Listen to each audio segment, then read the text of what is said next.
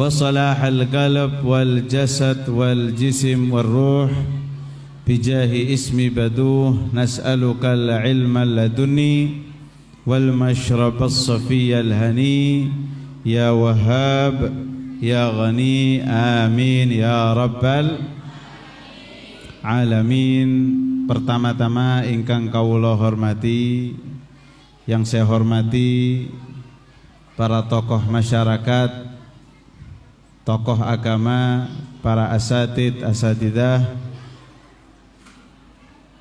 para kiai, para sesepuh, bini sepuh yang hadir di tengah-tengah kita, wabil khusus kepada beliau Bapak Kepala Desa,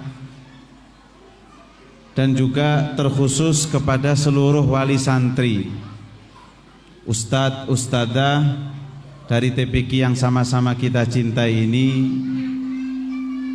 santri-santri, adik-adikku yang insya Allah acara kita pada siang hari ini membawa berkah.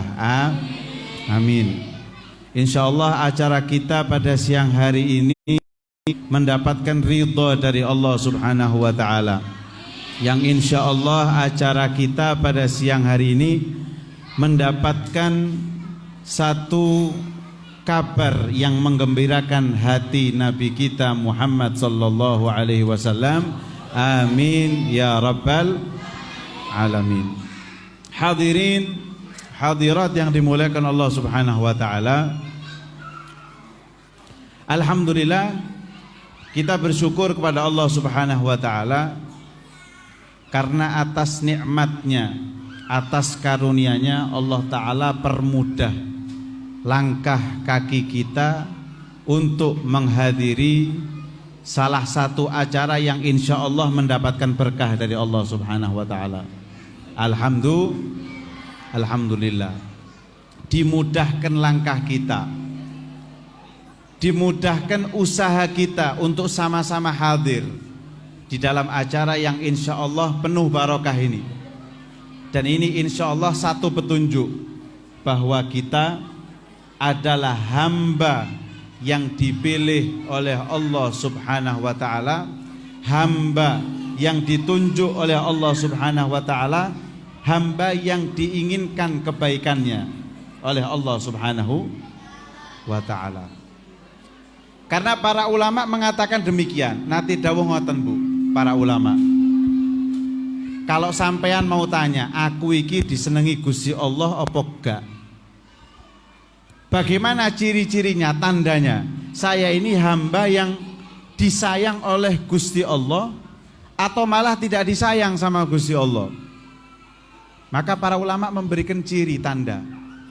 Kalau kita dipermudah jalannya oleh Allah Subhanahu wa ta'ala, dipermudahkan langkah kita, usaha kita oleh Allah Subhanahu wa ta'ala untuk melakukan amal-amal yang baik, berarti itu tanda kalau Allah Subhanahu wa ta'ala cinta kepada kita.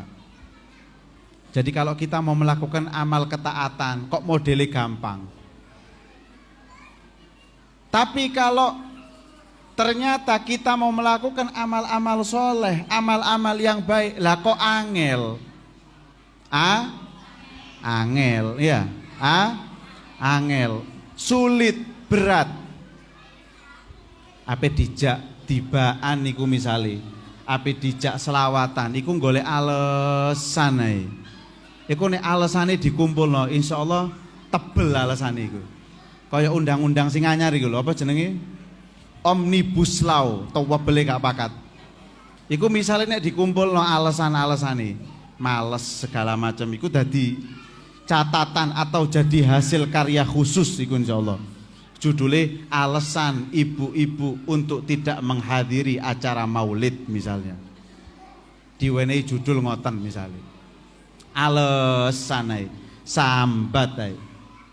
Atau kalau amal apapun juga, amal perbuatan yang baik, kok modelnya angel. Tapi ini amal maksiat, amalan-amalan atau kegiatan-kegiatan yang di situ mengandung murkanya Allah, lah kok gampang. Berarti hati-hati, itu tanda bahwa Allah sedang murka kepada kita. Bahwa kita ini hamba yang tidak diinginkan kebaikan oleh Allah Subhanahu wa taala. Kudu ngati-ngati. Kudu napa? Ngati-ngati.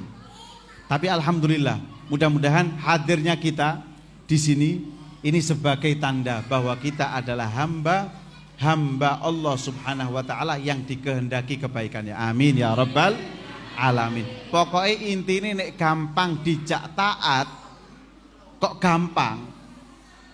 Ada ketaatan perbuatan yang baik kok gampang, insya Allah itu menjadi tanda bahwa kita ini adalah hamba yang baik. Tapi ngoten Bu, jangan tertipu dengan bentuk ketaatan atau banyaknya ketaatan yang kita lakukan.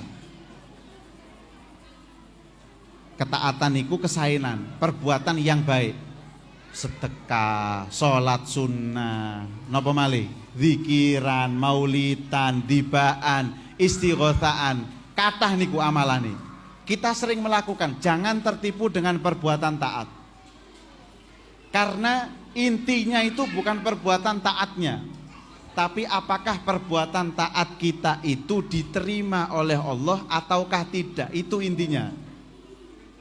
Karena perbuatan taat itu dilakukan untuk apa? Kenapa kita melakukan perbuatan taat? Untuk supaya Allah yang memerintahkan kita supaya taat kepada Dia itu ridho kepada kita. Ngelakoni kesainan. Supaya apa? Supaya Allah yang kita sembah, yang kita berbuat taat untuknya itu ridho kepada kita, sayang kepada kita, suka kepada kita.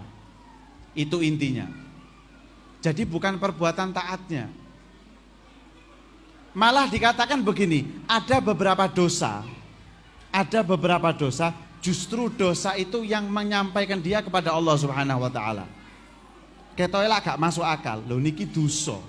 Perbuatan yang haram, dosa. Tapi justru dosa itu yang akan menyampaikan dia kepada Allah Subhanahu wa taala. Nabi pernah berkata, "Wa qadha 'alaika bidzambi wa kana sababan lil wusul ilallah." Atau kama qala Nabi sallallahu alaihi wasallam. Allah taala itu terkadang mentakdir kamu untuk melakukan perbuatan dosa. Tapi justru perbuatan dosa tadi yang menyebabkan kamu sampai kepada Allah Subhanahu wa taala. Lutus pundi, Bib? Para ulama menjelaskan, seseorang melakukan dosa tapi bareng ngelakoni dosa nangis getun. Dia getun, dia kecil hati, ingkisar. Ingkisar itu seperti patah hati. Nek eling dosane ku nangis. Bangun malam hari kalau dia ingat dosa yang pernah dia lakukan itu, dia menangis. Dia merasa dirinya hina. Dia merasa hamba yang paling buruk di atas muka bumi ini. Lho iku ditangisi terus sampai akhirnya sedo. Maka dosa itulah yang akan mengantarkan dia sampai kepada Allah Subhanahu wa ta'ala. Pernah diceritakan ada seseorang yang soleh, tiang soleh, dan iku wonten tamu dayo berkunjung ke rumahnya orang yang soleh tadi. Ketika berkunjung ke rumahnya orang yang soleh tadi, tamu niku wau, dia pengen mandi.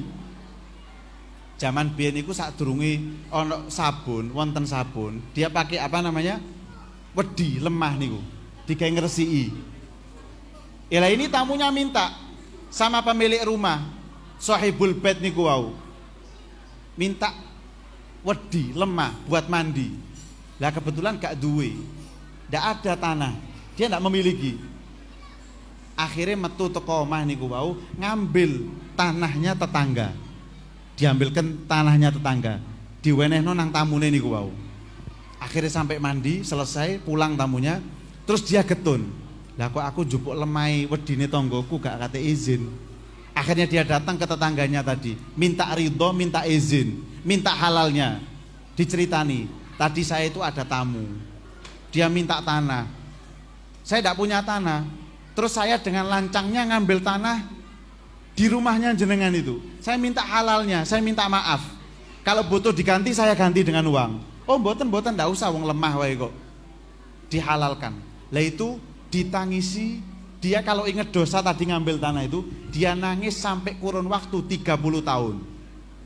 Nangis nek eling dosa niku wau. Sampai 30 tahun. Jadi kadang-kadang bukan taatnya yang menyampaikan kepada Allah, bukan sembarang taat. Bukan semua taat itu akan menyampaikan kita ke surga, enggak. Bahkan ada dosa yang justru itu yang mengantarkan kita ke dalam surganya Allah Subhanahu wa taala. Makanya kalau kita melakukan amal ibadah, ketaatan, kita minta sama Allah. Yang terpenting minta untuk diterima.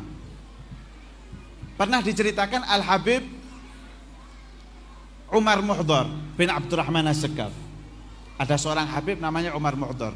Beliau itu wiritannya setiap hari tasbihnya ratusan ribu kali. Membaca subhanallah wa bihamdihi subhanallahil azim ratusan ribu kali.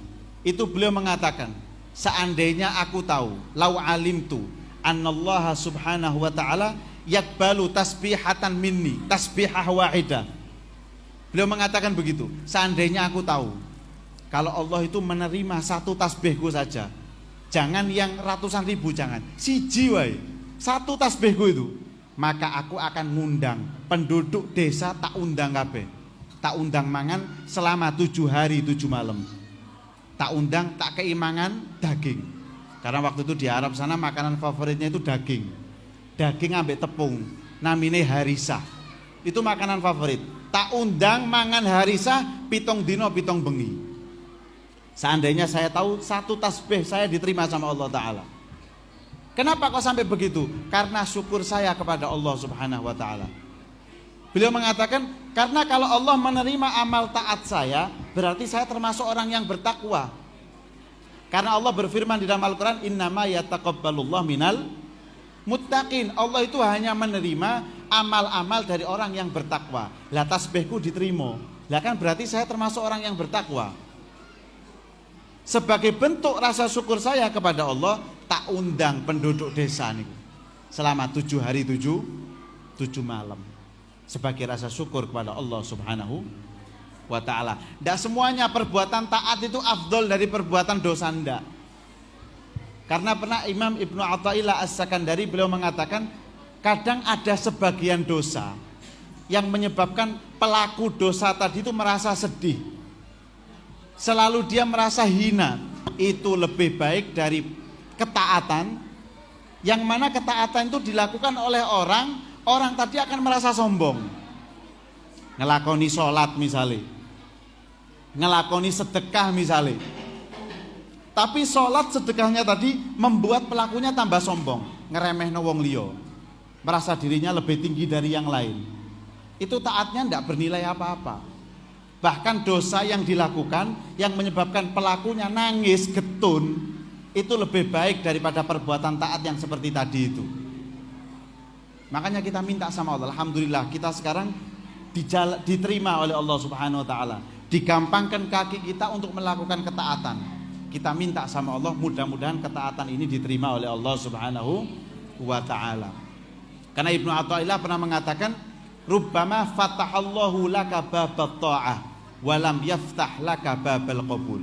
Kadang-kadang Allah itu gampangkan kalian melakukan ketaatan, tapi Allah tidak membuka jalan untuk diterimanya perbuatan taat kamu. Hati-hati. Digampangno Gusti Allah taat, tapi kadang-kadang tidak diterima. Tandanya apa? Taat yang kamu lakukan walaupun banyak, tapi ketaatan itu membuat kamu sombong, membuat kamu merasa lebih tinggi dari yang lain. Berarti itu tandanya kamu hanya dimudahkan melakukan ketaatan, tapi tidak diterima ketaatanmu oleh Allah Subhanahu wa ta'ala. Kita minta sama Allah. Makanya salaf kita, ulama-ulama kita, para habaib mengajarkan, kalau selesai sholat itu doanya, Allahumma taqabbal sholatana tammah waghfir dhunubana ammah wa la tu'adzibna ila yaumil qiyamah. Ya Allah, terimalah sholatku secara sempurna.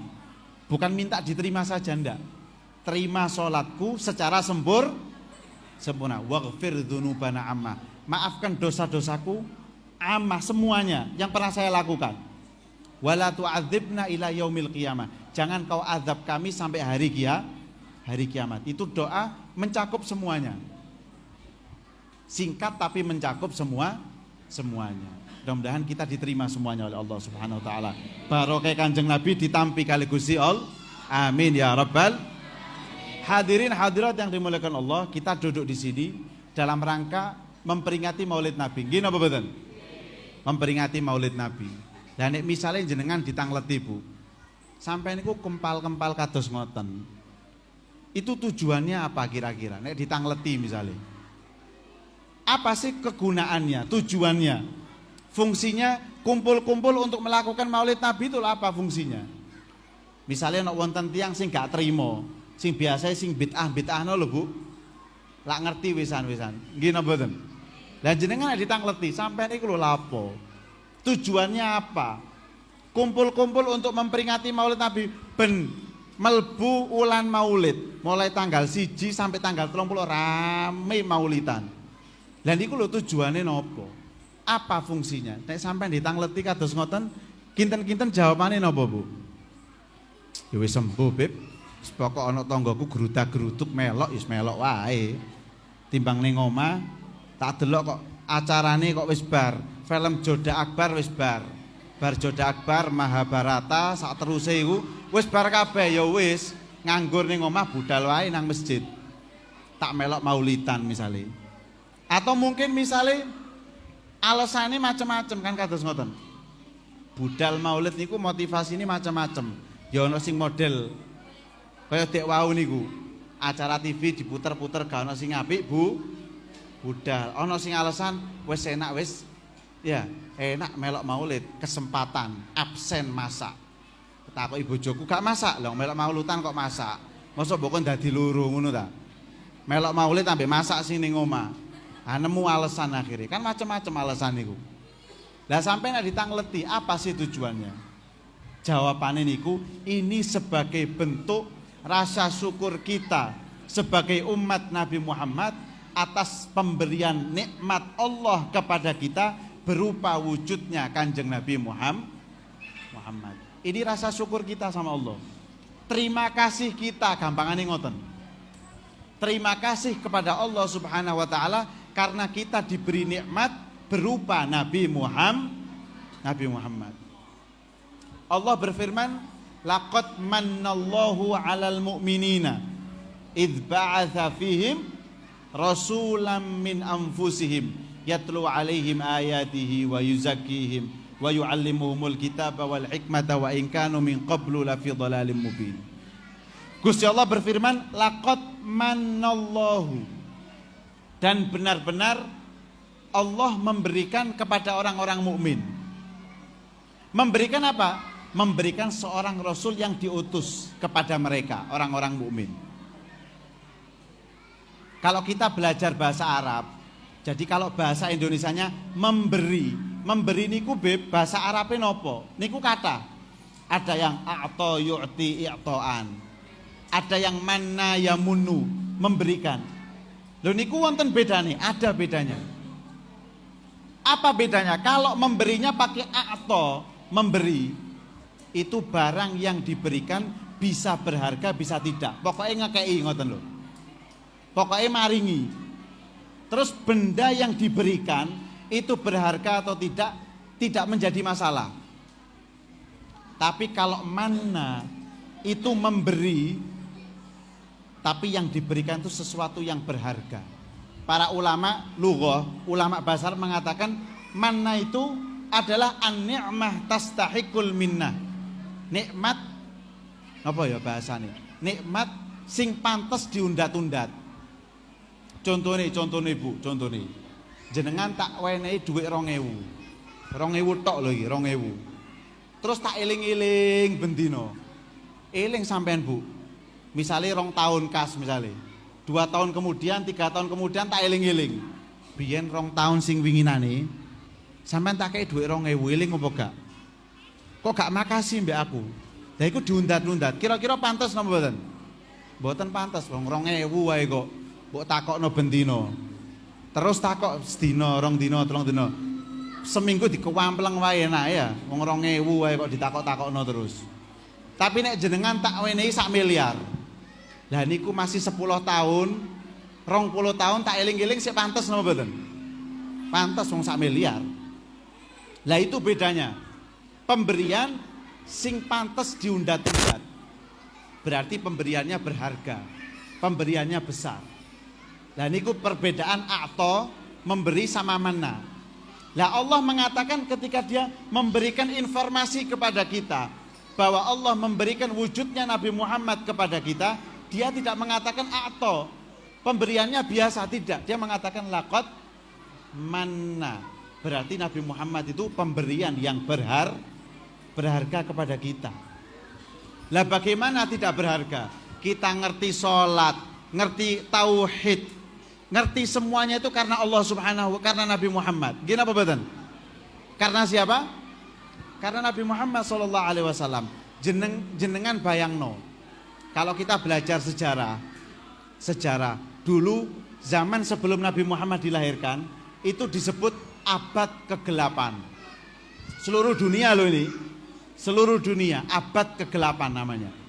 Kalau yang sekolah-sekolah itu misalnya mahasiswa atau yang SMA itu ada saat ketika dunia itu mengalami masa kegelapan, yaitu abad kegelapan. Itu masanya sebelum Nabi Muhammad SAW dilahirkan. Diceritakan oleh ulama sejarah itu di dunia, di timurnya dunia, kalau suami mati adatnya niku, istrinya juga harus dikubur hidup-hidup. Loh itu wajar, bukan sesuatu yang salah, bukan. Adatnya memang begitu. Jadi bojone mati sing wedok melok dikubur urip-urip. Itu di timurnya bumi seperti itu. Di baratnya bumi kita tidak bisa membedakan akhlak, tata krama, tidak bisa bedakan endi menungsoe, endi kewane, endi setane, tidak bisa dibedakan. Saking kebajute kabeh ngoten. Nemen kabeh. Bahkan di semenanjung Arab itu ada Ka'bah. Ka'bah itu tempat paling mulia di atas muka bumi ini. Lho ning Arab niku, di Arab sendiri kalau ada bayi perempuan harus dikubur hidup-hidup. Sampai seperti itu keadaan dunia saat itu. Parah. Makanya disebut zaman jahiliyah. Zaman kebodohan gitu.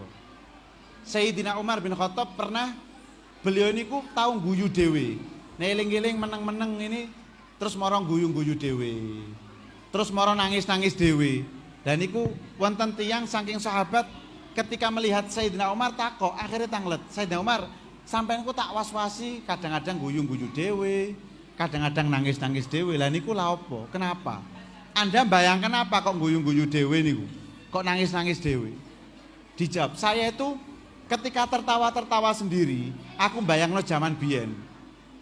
Zaman saya ketika belum memeluk Islam, aku ben niku nyembah berhala. Lah aku gawe patung niku teko roti. Tak tumpuk roti niku sampai dadi Tuhan, tak sembah. Terus nek weteng kelusu tak cuwil Tuhane, tak pangan. Lah aku nek iling-iling iku kudu guyu. Lah kok iso Tuhanku dhewe tak pangan niku lho. Saking gobloke aku sak zaman biyen. Loh kadang-kadang mereka tuh enggak tahu kalau itu hal yang bodoh. Enggak tahu. Mereka enggak merasa itu hal yang bodoh, tidak masuk akal. Zaman saat itu. Ya itu yang menyebabkan kamu ketertawa. Lah terus tak delok awakmu kok nangis-nangis dhewe kenapa? Saya ketika mengingat sesuatu sampai saya nangis yang kamu lihat itu, saya dulu ingat anak saya perempuan. Karena dulu kan orang Arab harus mengubur bayi perempuan hidup-hidup. Lah pas anakku metu rada gede niku. Ketika saya mau menggali makam itu kuburan buat anak saya, mau saya kubur hidup-hidup. Anakku wis tak delek ning lemah. Mau saya tutup dengan tanah, disetop be anakku. Aku sampai tak goyang wedine disetop be anakku. Sebentar. Kenapa kok dia nyetop? Lah kok ape ngresiki kelambiku sing rusuh gara-gara kena lemah. Diresiki sik. Diberseni. Setelah itu baru dia terima untuk dimakamkan hidup-hidup. Lah aku nek eling iku sedih. Lah anakku tak kubur urip-urip iku lho. Masih merasakan sayang sama saya, kelambiku rusuh, saya bingung ngresiki. Lah saya kok tidak punya rasa belas kasihan. Anakku tak kubur urip-urip niku. Jadi aku nek eling iku susah, sedih. Kepikiran aku. Loh itu keadaan zaman dahulu seperti itu. Akhirnya Allah Ta'ala mengutus Nabi Muhammad sallallahu alaihi wasallam. Maka setiap orang dia itu merasa dimuliakan. Dulu orang miskin itu tidak pernah merasa mulia. Nek wong miskin selalu ditindas sama orang kaya, nggak mau tahu. Jadi yang kaya selalu menindas yang miskin, yang perempuan tidak ada harganya, tidak mendapatkan kemuliaan. Makanya orang Arab waktu itu harus mengubur perempuan. Kenapa? Karena dianggap perempuan itu mencemarkan kemuliaan. Tidak boleh. Dan sekarang alhamdulillah tambahannya ya, perempuan sudah terangkat derajatnya. Sampai ono calon bupati wedok ya ono saiki. Gini apa mboten? Gini apa mboten? Gubernure wedok saiki Bu Khofifah. Mendapatkan porsi. Itu berkat siapa? Berkat Nabi Muhammad. Ketika Nabi Muhammad diutus, setiap orang tuh merasa dimuliakan. Akhirnya budak-budak itu dia merasa punya dihormati sama Nabi Muhammad. Seorang wanita mendapatkan kehormatan dari Nabi Muhammad SAW. Bahkan jangankan makhluk hidup yang manusia, yang hewan pun, yang tumbuhan pun dimuliakan sama syariatnya Nabi Muhammad. Makanya Nabi mengajarkan, kalau kamu nyembelih hewan kurban, kalau kamu menyembelih hewan yang bisa disembelih, fa ahsinidz dzibhah, kata Nabi Muhammad. Nek nyembelihku sing apik, jangan menyakiti binatang. Engkau jupuk ladinge sing ketul, diengek-engek ngene misale, sakake kewane, gak mati-mati diengek, tambah kelaranan. Itu dilarang sama Nabi Muhammad, berdosa. Loh, jangankan orang, binatang saja dimuliakan sama Nabi Muhammad. Jangankan yang makhluk hidup, yang benda mati dimuliakan sama Nabi Muhammad. Pernah ada cerita ketika Nabi Muhammad naik di atas gunung Uhud, dengan para sahabat naik di atas gunung Uhud, itu Nabi Muhammad mengatakan demikian, ini Uhud jabalun yuhibbuna wa nuhibbu. Uhud ini adalah gunung yang mencintai kami, cinta sama saya dan para sahabat, dan kami, saya dan para sahabat juga cinta dengan Uhud. Loh, bayangkan Uhud itu lah benda mati, tapi Nabi mensifati benda mati tadi seperti orang yang punya perasaan. Lah Uhud kan benda mati, gak mungkin senang, gak mungkin susah. Tapi Nabi mengatakan Uhud gunung yang cinta kepada kami, kata Nabi Muhammad. Dan kami pun cinta kepada Uhud. Itu Uhud ketika dikatakan begitu sama Nabi, geder Uhud, saking senengi. Obah Uhud itu. Akhirnya Nabi, hei Uhud, tenang, aja obah-obah, no, tiba akhirnya aku ya. Tenang kamu, jangan obah-obah, karena di atasmu ini ada aku dan Abu Bakar dan Umar. Loh, Uhud tadi itu digetarkan dengan Nabi dengan getaran cinta. Dianggap seperti manusia, dianggap makhluk yang punya perasaan, sampai mengatakan Uhud cinta kepada kami. Jangankan makhluk hidup, benda yang mati pun dihormati sama Rasulullah Sallallahu Alaihi Wasallam. Maka keadaan berubah sampai saat ini. Jadi wujudnya Nabi Muhammad itu merubah dunia ini. Kita tidak bahas syariat loh ya. Kita ini tidak bahas Islam dulu, enggak. Tapi akal sehat manusia dibetulkan dengan adanya Nabi Muhammad Sallallahu Alaihi Wasallam. Itu mungkin kalau tidak ada Nabi Muhammad, kita sampai sekarang jahiliyah terus nih wow. Mungkin tidak ada orang perempuan hidup kalau tidak ada Nabi Muhammad loh nih. Ya mungkin kita akan mengalami abad kegelapan tadi itu, zaman jahiliyah sampai sekarang. Tapi karena wujudnya Nabi Muhammad SAW, Allah Ta'ala memuliakan kita. Allahumma sholli ala Muhammad. Yang kedua, ini terakhir. Kenapa kok kita bersyukur kepada Allah Subhanahu wa Ta'ala atas wujudnya Nabi Muhammad SAW? Karena kita ini dimuliakan sama Allah, disayang sama Allah, dimanjakan sama Allah berkat Nabi Muhammad. Ibaratnya nek duwe anak 5, ana siji anak iku sing dimanja, disayang, dilebihkan dari anak-anaknya yang lain. Nek misalnya duwe murid, ini murid khusus, disayang, dimanja dibanding murid-murid yang lain. Itu perumpamaan kita umat Nabi Muhammad dengan umat-umat Nabi yang lain. Dimanja. Padahal tekone yo kari paling kari. Nah sampean coba hitung berapa manusia yang sudah diciptakan Allah zamane Nabi Adam sampai saiki. Saged ngitung napa mboten? Mboten saged. Sak desa tambah rejo lho gak iso ngitung pira wonge. Tapi kita tuh manusia yang segitu banyaknya, kita sebagai umat yang paling dicintai sama Allah, dimanja sama Allah. Syariatnya dimudahkan. zaman dulu, zamannya nabi sebelum Nabi Muhammad, kalau mau bertobat kepada Allah dari sebuah dosa, maka harus bunuh diri. Tidak boleh dia tobat, ya Allah maafi dosa, tidak diampuni sama Allah. Allah mengajarkan caranya kalau kamu mau tobat, bunuh dirimu. Faqtulu anfusakum, katanya Allah di dalam ayat Al-Quran. Bunuh diri kalian, baru diterima tobatnya. Itu umatnya zaman Nabi sebelum Nabi Muhammad. Tapi kalau kita alhamdulillah gampang. Kalau kita dosa istighfar, minta maaf sama Allah, getun diterima dosanya, diterima tobatnya, ditampi kali Gusti Allah. Dulu kalau baju kena najis, zamannya umat sebelum Nabi Muhammad, syariatnya tidak bisa disucikan dengan air, diumbah ke arsi, belum. Tapi bagaimana cara membersihkannya? Diketok. Lah sampean bayangno, kalau bersihkan najis diketok loh, terus bolong kabeh lah anak wae, kelambi ini. Iya nek bolongnya pasing tepak, lah nek gak tepak, lah bahaya. Nggih napa mboten? Lah bahaya, nek pasing tepak enak. Nek gak tepak iku lho sing dadi masalah. Kalau kena najis tidak bisa dibersihkan, diketok, tak bolong-bolong kelambine. Tapi kita sebagai umat Nabi Muhammad gampang syariatnya, diumbah, selesai. Tergantung najisnya nanti. Ada najis mughalladha, mutawassithah, mukhaffafah yang dibahas di ilmu fikih niku. Nggih napa mboten? Gampang. Kita menjadi umat paling mulia. Bi akramir rusuli kunna akramal. Dengan sebab mulianya Rasul, kita menjadi umat yang paling mulia. Jadi kita disayang sama Allah berkatnya Nabi Muhammad. Terus kita tidak mau bersyukur. Ya ini yang bisa kita lakukan. Bisanya kita ketika bulan Maulid, lahirnya Nabi lahir sampai Nabi meninggal, barokai Nabi kita dimuliakan. Lah masa kita tidak boleh memperingati kelahirannya? Yang dengan kelahiran itu kita dimuliakan sama Allah. Masa kita tidak boleh memuliakan kelahirannya? Dan niku jawabannya, kenapa kok kita bergembira dengan kelahiran Nabi Muhammad sallallahu alaihi wasallam. Sehingga kita minta terakhir sama Allah, sebagaimana kita kumpul bareng di sini, insya Allah kumpul bersama Nabi nanti. Kumpul bersama kanjeng Nabi, kumpul bersama orang tua kita, kumpul bersama ulama-ulama kita, tetangga-tetangga kita, semuanya kumpul bareng dengan Rasulullah sallallahu alaihi wasallam. Mudah-mudahan Rasulullah menerima apa yang ada di dalam diri kita. Ya inilah yang bisa kita lakukan untuk Nabi. Sak mampune yo kados ngoten.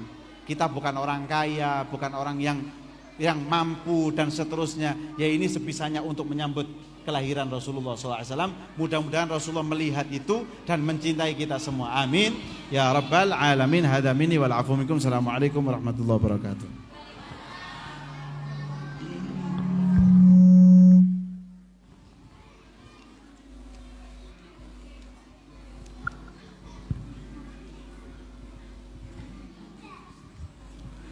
Bismillahirrahmanirrahim. Alhamdulillah rabbil alamin. Allahumma salli wa sallim ala sayyidina Muhammadin wa ala ali sayyidina Muhammad. ولما نظم الفكر من درار الأوصاف المحمدية عقودا توجهت إلى الله متوسلا بسيدي وحبيبي محمد صلى الله عليه وآله وسلم أن يجعل سعي فيه مشكورا وفعلي فيه محمودا وأن يكتب عملي في الأعمال المقبولة وتوجهي في التوجهات الخالصة والصلات الموصولة. اللهم يا من إليه تتوجه الآمال فتعود ظافرة وعلى باب عزته تحط الرحال فتغشاها منه الفيوضات الغامرة. نتوجه إليك بأشرف الوسائل لديك سيد المرسلين عبدك الصادق الأمين سيدنا محمد الذي عمت رسالته العالمين. أن تصلي وتسلم على تلك الذات الكاملة مستودع أمانتك وحفيظ سرك وعامل راية دعوتك الشاملة هلا بالأكبر المحبوب لك والمخصص بالشرف الأفخر في كل موطن من مواطن القرب ومظهر قاسم إمدادك في عبادك وساقك وشرشادك لأهل ودادك سيد الكونين وأشرف الذكرين العبد المحبوب الخالص المخصوص منك بأجل الخصائص. اللهم صل وسلم عليه وعلى آله وأصحابه ولعضرة اقترابه من أحبابه. اللهم إنا إليك جاء النبي الكريم ونتوسل إليك بشرف مقام العظيم أن تلاحظنا في حركاتنا وسكناتنا بعين عنايتك وأن تحفظنا في جميع أطوارنا وتقلباتنا في جميل رعايتك وحصين وقايتك. وأن تبلغنا من شرف القرب إليك وإلى هذا الحبيب غاية آمالنا، وتتقبل منا ما تعرقنا فيه من نياتنا وأعمالنا، وتجعلنا في حضرة هذا الحبيب من الحاضرين، وفي طرائق اتباعه من السالكين، ولحقك وحقه من المؤدين، ولعهدك من الحافظين. اللهم إنا لنا أطمع في رحمتك الخاصة فلا تحرمنا، وذنونا جميلة هي وسيلتنا إليك فلا تغيبنا. آمنا بك وبرسولك وما جاء به من الدين، وتوجهنا به إليك مستشفعين أن تقابل المذنب منا بالغفران، والمسيء بالإحسان، والسائل بما سأل، والمؤمل بما أمل، وأن تجعلنا ممن نصر هذا الحبيب ووازره ووالاه وظاهره، وعم ببركته وشرف بجهاد أولادنا ووالدينا وأهل قطرنا ووادينا وجميع المسلمين والمسلمات والمؤمنين والمؤمنات في جميع الجهات، وأدم راية الدين القويم في جميع الأقطار منشورة، ومعالم الإسلام والإيمان بأهلها معمورة معنا وصورة، واكشف اللهم كربة المكروبين، واقضي دين المدينين، واغفر للمذنبين، وتقبل توبة التائبين، وانشر رحمتك على عبادك المؤمنين أجمعين، واكفي شر المعتدين والظالمين، وابسط العدل بولاة الحق في جميع النواحي والأقطار، وأيدهم بتأييد من عندك ونصر على المعاندين من المنافقين والكفار، واجعلنا يا ربي في العز الحسين من جميع البلايا، واجعلنا يا ربي في العز الحسين من جميع البلايا، واجعلنا يا ربي في العز الحسين من جميع البلايا، وفي العز المكين من الذنوب والخطايا، وأدمنا في العمل بطاعتك وصدق في خدمتك قائمين، وإذا توفيتنا فتوفنا مسلمين مؤمنين، واختم لنا منك بخير أجمعين. صل وسلم على هذا الحبيب المحبوب للأسهام والأرواح والقلوب، وعلى آله وصحبه ومن إليه منسوب، وآخر دعوانا الحمد لله رب العالمين. سبحان ربك رب العزة عما يصفون، وسلام على المرسلين، والحمد لله رب العالمين. بسر الفاتحة.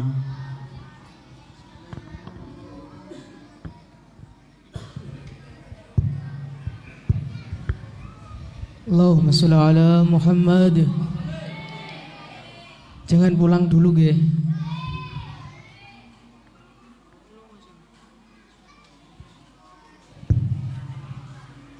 Antum li qalbi zadu zikrukum fihi dawa.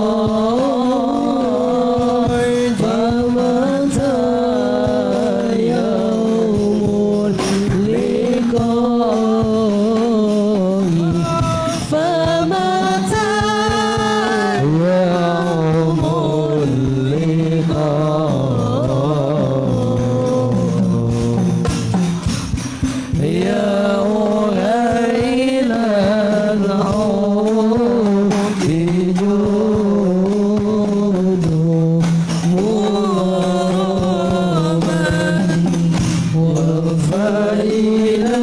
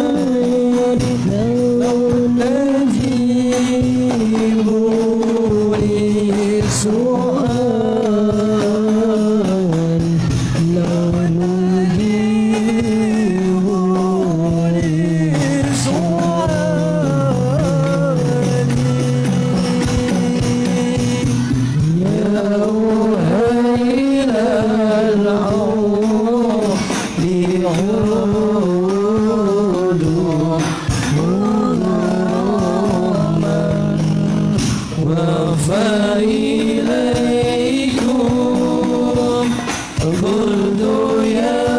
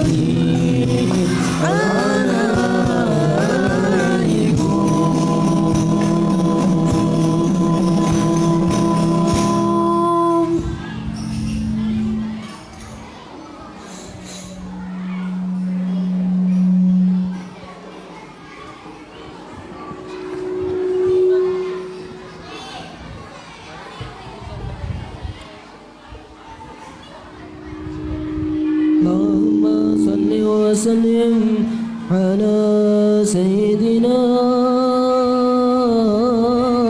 محمد وعلى آل سيدنا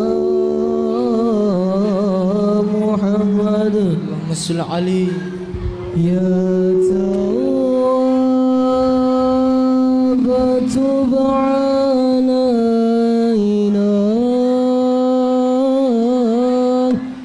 يا تواب تب علينا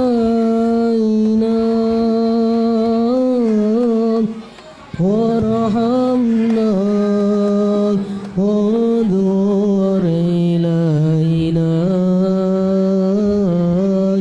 وارحمنا وانظر إلينا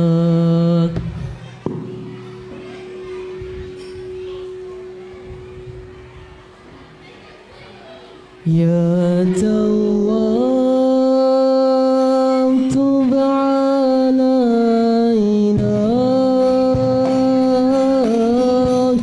يا تواب تب علينا وارحمنا وانظر إلينا وارحمنا وانظر إلينا يا تواب تب علينا يا تواب تب علينا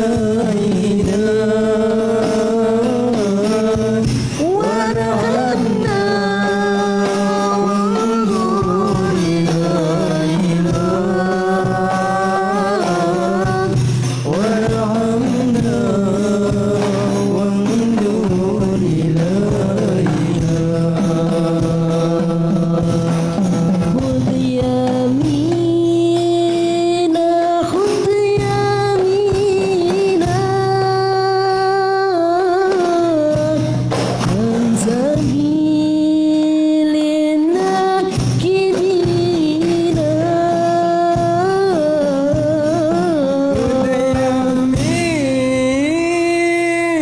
خذ يمينا سبيل الناكبين